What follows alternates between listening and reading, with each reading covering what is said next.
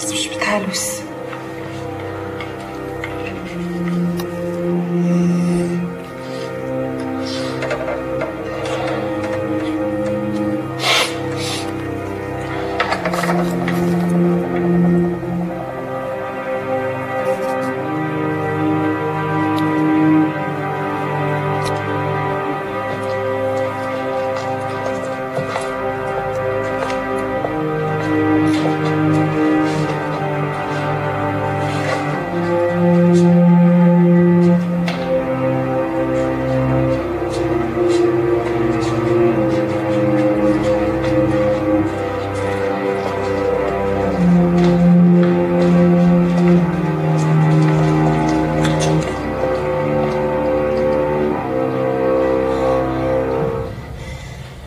زي ما انتوا شايفين الموضوع خرج من ايدينا خالص.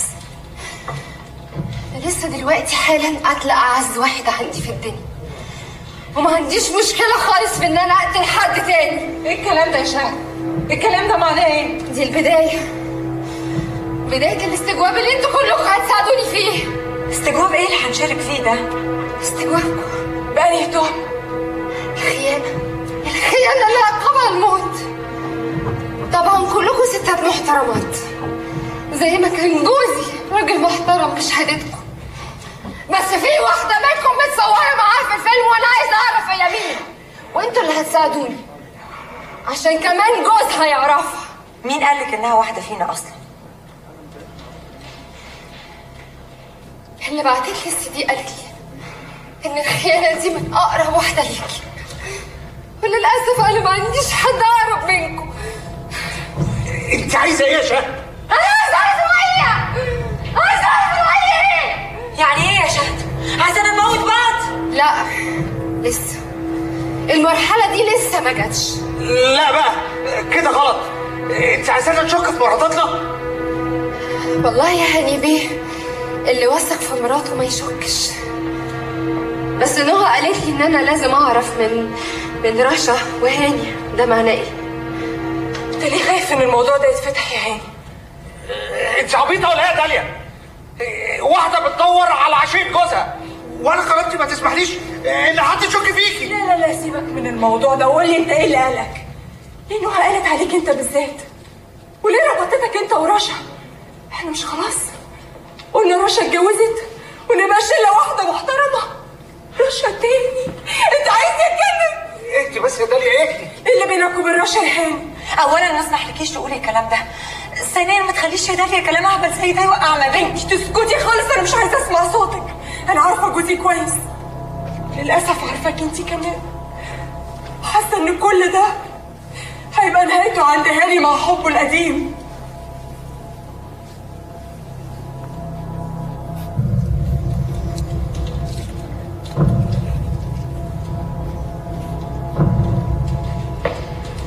لو سمحت يا رشا، عايزك على جنب في كلمتين.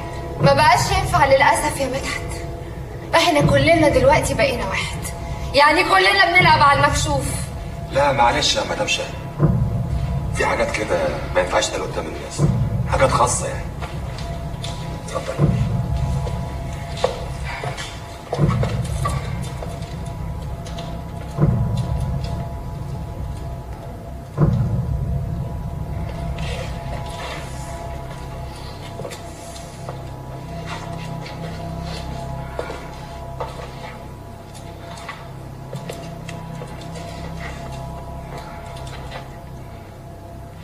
خدها ترتاح جوه. يلا نهى.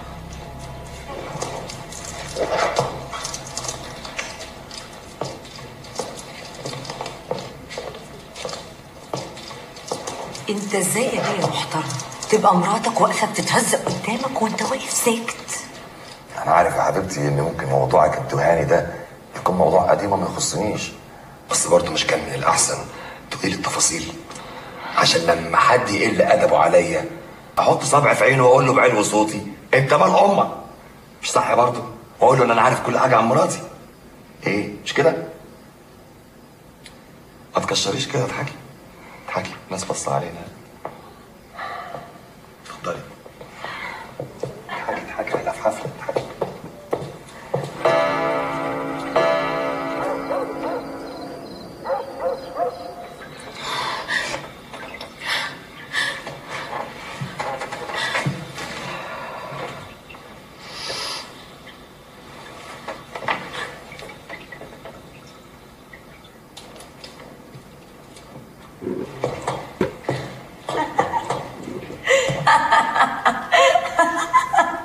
سرير ايه اللي هدخله مع حسن ده؟ انا ست محترمه ومتجوزه، ومعلش بقى حسن الله يرحمه بالنسبه لي ما كانش اكتر من مجرد جوز صاحبتي. انتي وهاني كنتوا مع بعض في نفس الوقت ساعه ما كان حسن ونوع بيرقصوا، صح ولا لا يا هاني بيه؟ نعم. مين؟ ايوه صح. وفيها ايه يعني؟ انا كنت باخد رايه في حاجات تخص المجموعه عندي، ومدحت عارف كده ولا ايه يا حبيبي؟ طبعا انا مفيش حاجه تعملها مراتي وما اعرفهاش. ثم بعدين يا شهد، انت هتخاصمي كل اصحابك عشان خاطر كلمتين قالتهم نهى؟ ايه ما كفايه اللي حصل. يعني نهى بتكذب؟ نهى مش طبيعيه من ساعه ما كمال اتقتل، وانت عارفه كده. وعلى فكره انا حضرت التحقيقات، شيخ الغفر هو اللي قتل كمال، كان في بينهم خلاف على نص فدان، كان وارثه على ابوه. واللي بينهم خلاف على نص فدان بيموتوا بعض يا مدحت؟ انت ما تعرفيش الفلاحين دول ممكن يعملوا ايه في بعض عشان خاطر قيراط واحد؟ دول ناس همك، هيحلوا مشاكلهم ازاي غير بالسلاح والقتل والدم؟ انت ما تعرفيش الفقر ممكن يعمل فيهم ايه؟ ده ممكن يموتوا بعض عشان ما عندهمش اي حاجه. انت مش شايفه الكلاب في الشوارع بيقطعوا بعض ازاي على حته لقمه؟ كلاب ما بتعملش كده. لا انت قصدك بقى على لولو وسوسو والكلاب اللي عندك دي. ثم انت هتشوف الكلاب الشوارع فين؟ طب وكمال والمشروع بتاعه؟ وده ماله بموته؟ كمال اللي قتله شيخ الغفر. الله، يعني كمال ما ماتش بسبب المشروع؟ التحقيقات بتقول كده. البوليس هو اللي حقق وهو اللي اتهم شيخ الغفر لما عرف ان كان في خناقه بينه وبين كمال. خناقه؟ وكمان كان في بينهم خناقه؟ طبعا، وانا ومدحت وفريد شهود. يعني انتوا كلكم شهدتوا على شيخ الغفر؟ طيب اوكي، انا بقى عايزه اعرف مين الست اللي كانت مع حسن في السرير؟ اكيد مش انا. شاهد، تعالي معايا، عايزك.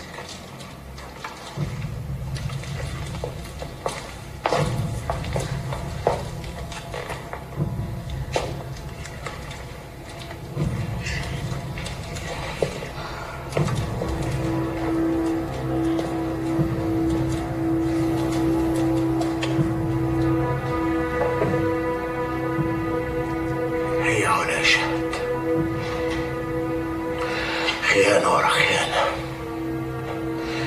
راجل ورا التاني، لحد ما فضحتني في كل حتة،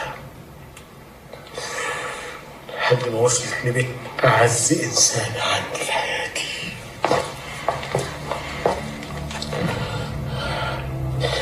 اللي قالك إن اللي خانك أقرب واحد ليكي كان عنده حق. أنا اللي خنتك يا شهد، لأني سبت الأمور توصل لحد كده. ما كنتش أتصور أبدا إنها تخني مع جوزك أنت بالذات، وهي عارفة إنك أنت أقرب إنسانة ليا في الوجود. ما كنتش أتصور إنها تتمادى بالشكل ده. من ساعة الشريط ما اتعرض تحت وأنا عارف إن اللي في السرير هي علا مراتي، وأنا عارفها، وسريري وأنا عارفه، لكن ما كنتش أتصور أبدا إنك تتهوري بالشكل ده. يا كلب يا حقير يا وسخ، أنا حاطة في نفسي وساكتة عشان الفضايح، وأنت اللي بتقول عليا الكلام ده؟ بدك أبين أختك يا حيوان، يا حيوان. حيوان ايه؟ دي الحيوانات احسن منك، اظلم الحيوانات ايه؟ يا شهد يا شهد، انزلي لي هنا يا شهد، انزلي لي هنا، انا عايزاكي انزلي.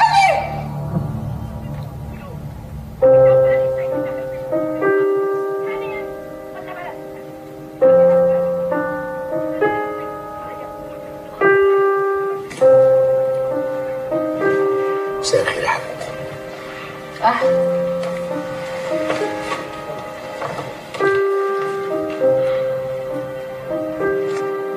ايه ده؟ عجبني يا نوح، قلت اجيب لك واحد زيه، متهيألي هيطلع احلى عليكي. عشاني اوي. ايه فريد مالك؟ حاسس ان انت جميله قوي الليله دي، اجمل من اي ليله.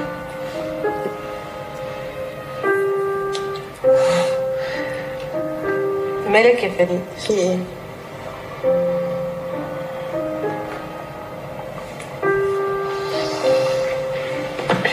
اتعشيت؟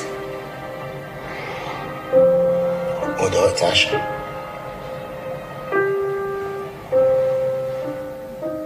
وبقيت محتارة من الراجل اللي طول عمره بيهمل مراته لحد ما شفت اشتريت النهارده وعرفت ان انا اللي فيه. وليه ما كلمتيش لما شفتي الفيلم؟ اتكلم اقول ايه؟ اتكلم اقول ايه واعمل ايه؟ افتح نفسي. فاكره حد هيصدق التخريف والشذوذ اللي انت بتحكيه ده يا الشذوذ ده هو كل حياتك. انت السبب في كل الجرائم اللي حصلت في البيت ده النهارده، كل جريمه وكل مصيبه انت ايدك فيها. حتى اختك الغلبانه، اختك الغلبانه اللي انت صورتها وهي بترقص مع حسن، وعشان عارف ان مفيش حاجه هتحصل بينهم جبت لي نفس الفستان وصورتني بيه وصورتني الفيلم القذر ده. عيب قوي اللي انت بتقوليه ده يا علا. فريد بيه عمره في حياته ما يعمل حاجه زي دي. استنى انت يا وليد. ليه كل ده؟ حسن عمل لكم ايه؟ عشان حسن عفريت العلبه، عفريت العلبه اللي طلع لهم رشا وهاني ومدحت، ما حدش فيهم عايزه، كلهم بيكرهوه. بلاش رضرضة كلام ملوش اثبات يا علا، وبلاش شغل الحريم ده، وخليكي في بلوتك احسن بقى. ايوه، ولو سمحت ما تلخبطيش المواضيع على بعض. لا ما تبصليش كده، انا الحارس بتاعه. عمركم شفتوا حارس ما بيحبش اللي بيحرسوه؟ كمال اللي لفقوا له طامه وحدفوه على شيخ الغفر الغلبان اللي صدق مكرهم وترتيبهم. ما كانش فاضل لهم حاجه غير حسن عشان يبعدوه عنك. هي دي الفضيحه اللي رتبوها له. حسن اتقتل ظلم يا شهد، انت قتلتي حسن ظلم. انت اللي ورا كل ده؟ ما ترد عليا يا فريد. اسكتي، انت مش فاهمه حاجه. انا مش مصدقه، انا حاسه ان انا بحلم. انت ليه بتعمل فيا كده؟ عملت فيك ايه عشان تعمل فيا كده؟ ليه تعمل شريك بمراتك واختك عشان تدمرني؟ ده انا كنت بعتبرك زي اخويا الكبير. ليه؟ من ساعه ما مسكت شغلك وانا كان كل هم انك باشاره منك يجيلك لبن العصفور. خليتك اعلى من اي ست في البلد. في ايه؟ وبعدين جايبه لي حته عيل فنان يجي ياخد شغلنا. ليه؟ عشان جوزك بتدلك الفلوس قد كده في البنوك.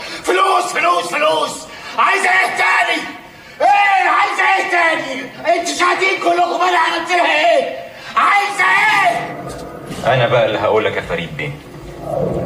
حسن ايوه حسن.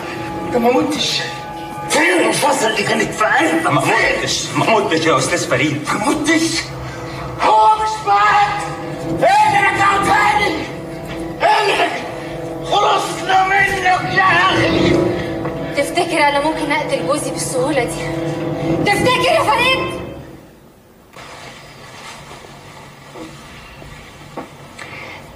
ما تقلقش يا حسن، ده رصاص في شنك. عمري ما قلق منك يا حبيبتي. ما تستغربش يا فريد بيه. انا تعاملت معاك بنفس سلاحك بنفس قذارتك عشان اقدر اعرف كل الناس اللي حواليا. اللي عملته كان لمصلحتك. خليتك في اعلى مكانه، عيشتك ملكه متوجه بفلوسها. شهد تعيش ملكه متوجه بفلوسها باللي ورثته من جدها. جد شهد لما ساب لها المجموعه دي ساب لها هم 150,000 بني ادم عايشين من ورا المجموعه دي. جد شهد ما سابلهاش فلوس، ساب لها مسؤوليه، بلد بحالها. واحنا بقى قصرنا في ايه يا فنان؟ في الناس دول يا اخي من حقهم يعيشوا كويس، من حقهم يعلموا ولادهم كويس. الكلام ده تقوله في برنامج في التلفزيون. احنا عملنا اللي نقدر عليه. احنا مش فاتحينها شؤون اجتماعيه. احنا فضلنا نكسب لحد ما جينا على الناس دي قوي. الناس دي خسر كتير، الناس دي تعبانه قوي يا استاذ فريد. الناس دي عايشه بالتيله. يا خساره يا فريد. تفتكر يا حسن رشا وهاني ليهم دخل بالسدي ده بما انهم يعني كانوا معاكم؟ ما انا قلت لك قبل كده كتير يا نهى، الفرق بين هاني وبين اي راجل تاني انه الوحيد اللي حبني بجد. طب وانتي؟ مش مهم انا احب مين، المهم مين يحبني بجد. لما هو كده ما اتجوزتوش ليه من الاول؟ دي حكايه طويله. بقولك ايه، خلينا في الليله دي. انت عارفه انا نفسي اقرب منه قوي. طب ما تعملي كده. طب ينفع ترقصي مع حسن عشان هاني يفك شويه؟ يعني ما انت عارفاه بيتكسف. طب خلاص تعالي.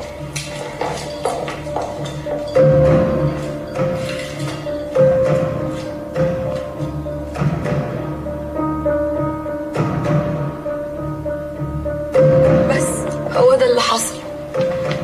وطبعا ما كنتش احب ابقى انا اللي بحكي الموضوع ده. كنت افضل ان استاذه رشا واستاذ هاني هما اللي يحكوه لكم، عشان ببساطه كانوا هيقولوا لكم ان احنا فعلا يومها كنا موجودين في فيلة رشا، وحسن كمان كان موجود جه مع هاني. ولو انا يا شهد كنت برقص مع حسن فده كان بطلب من رشا. انا اسفه يا شهد، انا بجد مش عارفه اقول لكم ايه اكتر من اللي انا قلته ده، بس كده كفايه كفايه قوي. حسن اتضرب بالرصاص، وقع قدامكم كلكم بتهمه انه خان مراته، ومحدش فيكم تهزله جفن. وراجل بيتاجر في عرض مراته واخته، ومحدش فيكم اتحرك. انتوا ايه؟ مش ممكن اللي بينكم يكون صداقه ولا حب، انتوا اللي بينكم شيء بشع. انا عايزه اخرج من هنا، عايزه اخرج من هنا. ايه؟ انت هتعجلي؟ مين قالك ان اللي بينا حب؟ اللي بينا اكبر من الحب، اللي بينا مصلحه. مش هينفع يا داليا، في حاجات كتير قوي انا لازم اعرفها. كفايه بقى يا شهد، كفايه كده. اللعبه اللي انت بتلعبيها دي ملهاش اي نتيجه. انا وجوزي مفيش حاجه هتفرق بينا، وداليا مرات هاني قالت لك مش عايزه حاجه منه، عايزه تمشي بس. خلاص بقى، كلنا مكملين هنا عشان خاطر عيون سيادتك. خلاص بقى كفايه كفايه. خلاص بقى يا شهد، انت اتاكدتي ان حسن ما خانكيش. خلينا نخرج من هنا بقى وخلي الليله دي تعدي على خير. لا، في حاجه لازم اعرفها ولازم هعرفها.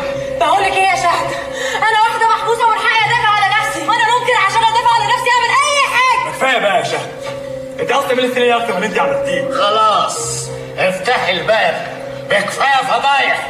انا الحفله دي عملتها عشان اعرف الحقيقه ولازم اعرفها. احنا كده هنخلص على بعض. خلاص كفايه، افتح لهم الباب. اوعى بقى.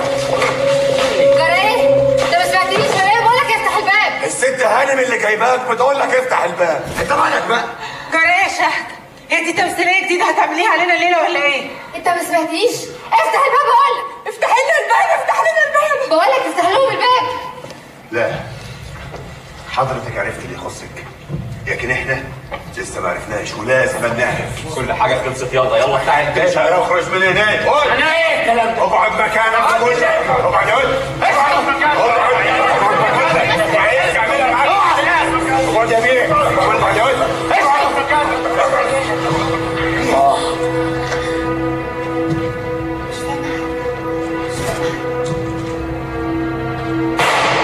اصبر لنفسك يا وليه. طول عمرنا سامعين كلامكم، طايعين اوامركم، خادمينكم بعنانه. جهله وانتوا عايشين في العز، نخر عظمنا الشتاء، وانتوا بتتدفوا على النار اللي مشعل لنا قرشتاتنا. نار ايه بس يا بلدي؟ ما تخليش الانفعال يخليك تنسى الرفاهيه اللي انت عايش فيها. ده انتوا عايشين احلى عيشه. هو في زي عيشه الفلاح؟ محلاها عيشه الفلاح. عندك حق، محل الطبيخ ورداحي وحته هد، هي صيف شتاء، هتدفيه في الشتاء وهتستره في الصيف وهنعصرها في البطره كمان. عيشتنا دي اسود من كوع النمس، كلابكم ما ترضاش عنها. فين القناعه اللي ربنا امرنا بيها؟ ايه هنطلع؟ لا، جنعين. ايوه جنعين وساكتين كمان لحد ما شفنا اللي بيجرى الليله. شفناكم وانتوا عايشين في العز، حرير وحريم وقت يا ابوي. انا مش معاهم في كل ده، انا شغال عندهم يعني زيكم. وقت حسك يا ولد. ايوه، ده الوكل اللي كلتوه الليله دي هيوكل عزبتنا كلها اسبوع بحاله. الخلاجات اللي انتوا لابسينها دي تمنها بس يكفي يستر بناتنا الغلابه. انتوا لو شفتوا البلاد الفقيره بجد هتحمدوا ربنا. حمدين، ايوه حمدين وشاكرين كمان. يا ريتكم كنتوا تحمدوا ربنا. يحمدوه؟ دول بيخونوا ويغدروا في بعض، كل واحد فيهم عايز حاجه غيره، محدش فيهم بيحمد ربنا. ويا جبايرو الراجل منكم لما يمد يد على لحم مرض صاحبه وهو واقف كيف التيس. والهانم اللي هتجر في يدها راجل هيسد سقف زريبه وتقول لك كده انا جوزي هيعرف عني كل حاجه، والتلفزيون عم بيصورها وهي في حضن راجل تاني. اخلص يا فلاح. يخلص. ايوه يخلص. يا فجركم يا بوي علي اليمين. الزريبه عندنا اطهر من عشيتكم دي.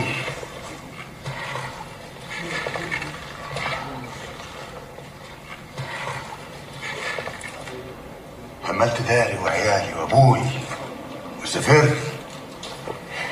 سافرت ادور على شغل عند اللي يعملونا خدم. ليه؟ علشان المزرعه ما عادتش بتدي فلوس صح. فعلا المزرعه ما بقتش تكسب. بقى المزرعه دي كلها ما تكسبش، دي بلد من جوه البلد. ما هو ده السبب اللي احنا فيه دلوقتي. الناس دي لو كانت خدت حقها ما كانش حصل كل ده. يعني نزرع بيدنا واكل ويمشي قدامنا كده ما نعرفش حتى ندوق. عايز تاكل عيش اشتغل، انما انتوا عايزين تحطوا مناخيركم في كل حاجه ومش عايزين تتعبوا. انا تعبت كتير، شقيت في غربتي، اتزنيت، اتمرمطت، ولما رجعت لقيت ابوي متشعلق على حبل المشنقه. ليه؟ ابوي عمل ايه؟ مش عارف ابوك عمل ايه؟ انا الكمال الله يرحمه رحت له اللومان واحلف لي على الختمه الشريفه انه بريء. كلام البوليس والنيابه احنا مالنا احنا؟ سووا يقتل ليه؟ يقول لك طار نزاع على طين. طار؟ عمرنا ما سمعنا ان في بناتنا طار. ولا اللي قتل ولا اللي اتقتل ساب وراه طين. مين اللي قال الكلام الماسخ ده؟ ده مش كلامنا، ده كلام التحقيقات. يعني الواحد يمد يده كده يخنق التحقيقات. ولفت الايام ولقيتني واقف هناك بحرس البهوات. ايوه شفتهم بعينيا، ما حدش خبرني عنهم، شفت عمايلهم وجرايرهم وعرفت الصح. ايوه اللي قتل كمال لازم يكون واحد ما عندوش ضمير. ايوه اللي قتل المهندس كمان واحد من الماس بلديه.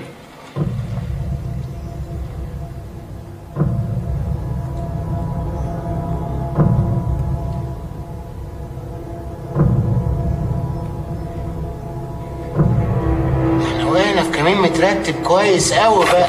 انا بقى مش عايزه اقعد هنا، اللي هيقرب مني هقتله. انتوا سامعين؟ هقتله. انا عايزه اخرج من هنا. ارموا السلاح يلا. ارسل السلاح يا ولد. برضه بتفكري بنفسك وبس، عايز تهربي؟ انت لازم تساعدني يا مدحت. ياه جايبه الثقه دي كلها فيا منين؟ ده حتى الفلاحين اللي مش عاجبينك خليتهم يتريقوا عليا. اسكت. اسكت؟ عايز اعرف صحيح انتوا بتتريقوا عليا ليه؟ بس كده. في حد منكم احسن مني؟ ده انا مراتي وابنها فخر، ما عندهاش دم ولا احساس زي بقيه الستات. اخرس يا مدحت. انا مراتي عندها حسابات واسهم في البورصه. اهم حاجه انها تكبر وخلاص، المهم تبقى هي فوق، مش كده؟ اسكت يا مدحت بس كده.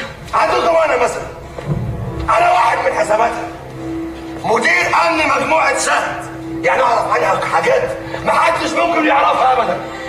انا منظر شياكه، يعني انفع ابقى بدور الزوج الرسمي. صح المنظر ده انت اللي جايبهولي، صح انت اللي لابساني ومشيكاني، بس هو عشان ما تزينيليش تاني. بس كفايه. انا لسه ما كملتش. هاني بيه المسؤول المالي غلبان وبرياله، يعني تسبيله واحده من المدام يقول لها على كل حاجه، يبقى ينفع يلعب دور الحبيب المجهول. بلاش هبل يا مدحت. اسكت. احنا لسه ما وصلناش للباشا. فريد بيه المعلم. المعلم ما يتقالش عليه غير المعلم. المسؤول الاول عن مجموعه شهد. يعني الكل في الكل. ينفع يبقى صديق وكمان ينفع يبقى شريك طبعا. بس وكله مدفوع ثمن حسابات. والاستاذ دفع عقول مراته ونوع اخته. مش كلام بس يا مدحت. ولسه كمان بقول لك اسكت بقى. كفايه بلاش تبقى مجنون يا مدحت. لسه كمان انا كده يا مدحت مع الكلام. بقول لك كفايه يا بصه. لسه كمان بس لسه كمان بس اسكت بقى. اسكت بقى. دارك يا ريس. وصيتي ليك ما تسيبوش. وانت يا نهى عايزه تعرفي مين اللي قتل كمال بالرصاص؟ مين اللي قتل كمال يا مدحت؟ رد عليا. اسال اخوكي. مين؟ اسال اخوكي.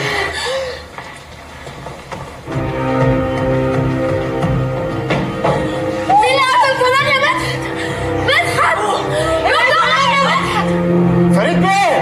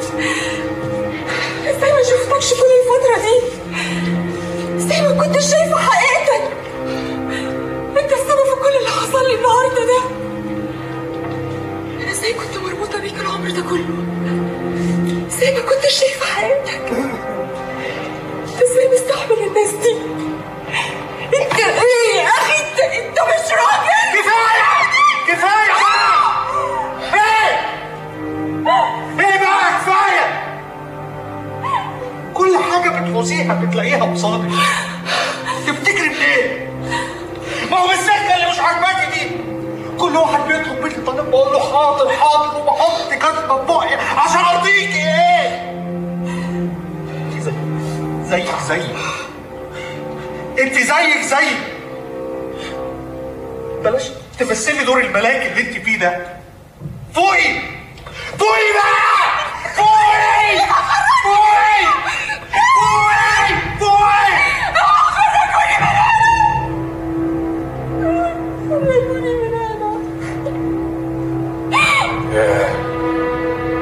انا افتكرت اني هبقى حاجه وانا وسطكم، بس طلعنا كلنا في الاخر ولا حاجه.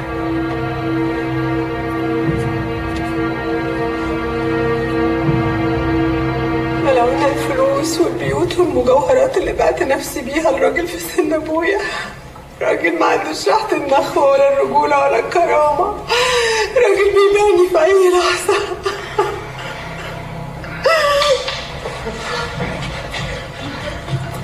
آسف مضطر. فريد ايه فريد؟ لو ما ترفع سلاحك ترفعه في ظهري. ما تزعليش من اي حاجه هعملها. انا خسرت كتير قوي الليله دي. اوعى الباب. سيب شهد يا فريد. افتح الباب. سيب شهد يا فريد. سيب شهد يا فريد، ده مش غبي. مالكش دعوه، افتح الباب. سيبها يا فريد. سيب شهد يا فريد. انت فاكر ان انت لو عملت لها حاجه انا هتهز ولا هتستهزئ؟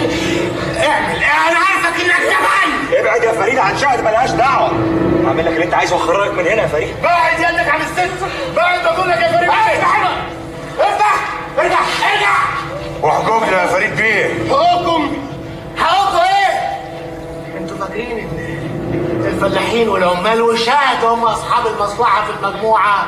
فوقوا بقى، في ناس اصحاب مصالح كتير قوي وفي مكانه عاليه قوي، وما نعرفش نعيش ولا نكسب من غيرهم. كلمتهم هي القانون، فاهمين يا بهايم؟ انا عاوزك، محتاج لك. تعالى، عاوزك تعالى هنا. انا عاوزك تعالى. عرب، مليون جنيه ليك وانت يا ريس. انا عاوزك انت ما تقولش لا، وخليك حكيم وما تفكرش كتير. انا عندي حلول لكل الوقت، واذا كان على مساله الظهر اطمن، انا هساعدك. بس نتفاهم. ها؟ قلت ايه؟ نتفاهم. قلت ايه؟ سيبك نتفاهم. نتفاهم. نزل يا حسن بيه، نزل السلاح. ارجع يا زي. يلا يا شهد، يلا تعالى. شده. لم الناس دي على جنب. يلا هري التوحيد. يلا يا حسن بيه، خش هناك. يلا.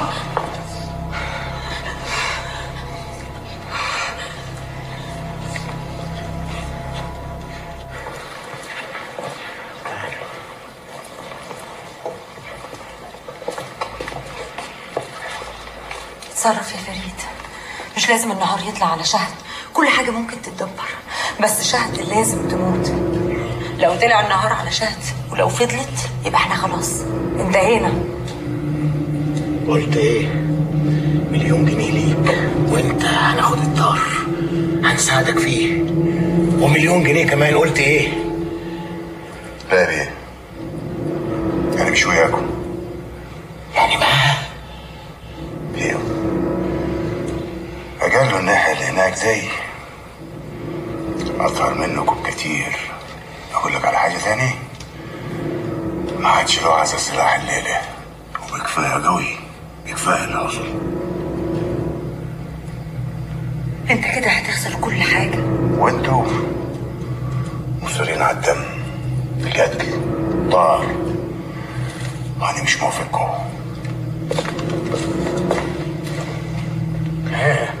احنا على اتفاقنا.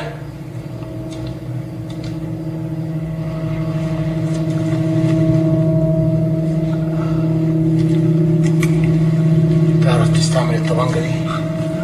اللي اعرف استعملها طبعا يا ريس. اكده، انا اتفاقي معاك تمام. تفضلوا واقفين؟ انا مش قادره، انا مش هستحمل. تعالي. سيبها يا حيوان. ابعد عني. ابعدني. بس قدك يا ولد. ابعدني يا مختلف.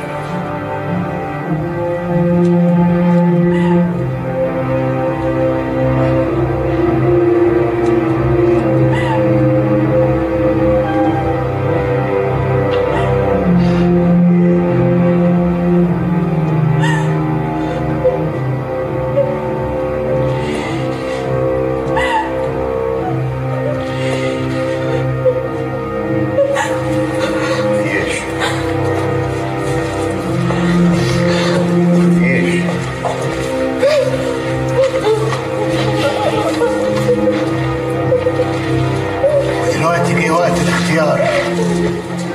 اللي معانا هيخرج، واللي مش معانا هيفضل في المقبرة دي. فريد، كفايه بقى اللي عملته الليله. كفايه. انت ايه، ما تعبتش؟ كفايه بقى. كفايه اللي حصل الليله. كفايه انا اتخنقت وتعبت. خلينا نخرج للنور بقى، وبعدين احنا خلاص اتكشفنا على بعض، مبقاش في حاجه تستخبى.